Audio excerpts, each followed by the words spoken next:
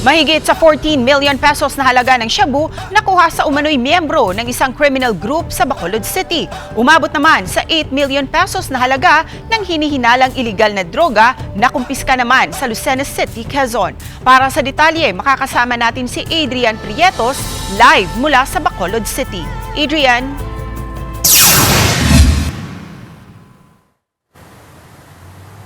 Yes, Cecil, mga kapuso, tinututukan nga ngayon ng Bacolod City Police ang mga posibleng koneksyon at sources ng iligal na droga na nakuha sa lalaki na umabot sa mahigit 14 million pesos dito sa Bacolod City. Umabot sa 14,300,000 pesos na halaga ng suspected shabu na recover mula kay Michael Frias, 45 anyos, sa ikinasang drug buy bust operation sa Barangay Vista Alegre, Bacolod City. Pinaniniwala ang miyembro ito ng Maria Kaunda Drug and Criminal Group na nag-ooperate sa lungsod at probinsya ng Negros Occidental. Matagal na raw itong minomonitor ng mga otoridad. Tumanggi namang magbigay ng pahayag si Frias. Sa loob lang ng 2 linggo, sa buwan ng Agosto, nasa 4 na kilo o mahigit sa 23 million pesos na halaga ng shabu ang nakumpiska sa mga anti-drugs operation ng Bacolod City Police. Target ng BCPO na matukoy ang iba pang kasamahan o source ng mga una nang naaresto. Yun talaga, yung link talaga ang target namin ngayon. Yung pinaka-link nila at saka mga sources.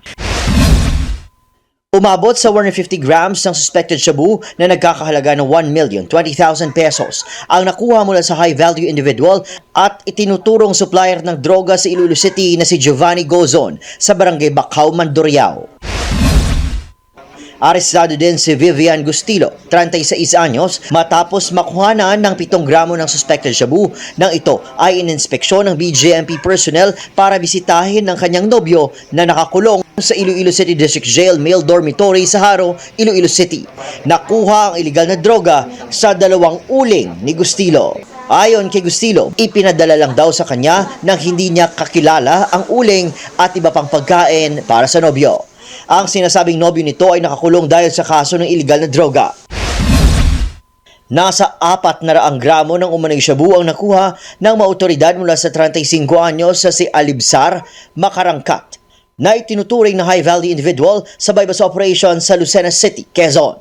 Mahigit sa 8 milyong pisong halaga ng umano'y shabu ang nakuha sa kanya.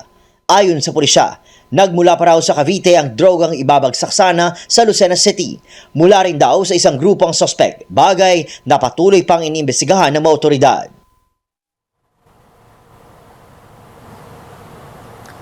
Cecil, mga kapuso, ayon sa pulisya, tuloy-tuloy ang kanilang monitoring upang mapigilan ang lalong pagkalat ng iligal na droga. Sa kabila ng malaking drug confiscation dito sa Bacolod City, nilinaw ng hepe ng BCPO na walang anumang shabu laboratory o pagawaan ng shabu o droga dito sa lungsod. Posibleng dito lang daw ibinabagsak ang shabu. Cecil? Maraming salamat, Adrian Prietos ng GMA Regional TV 1 Western Visayas.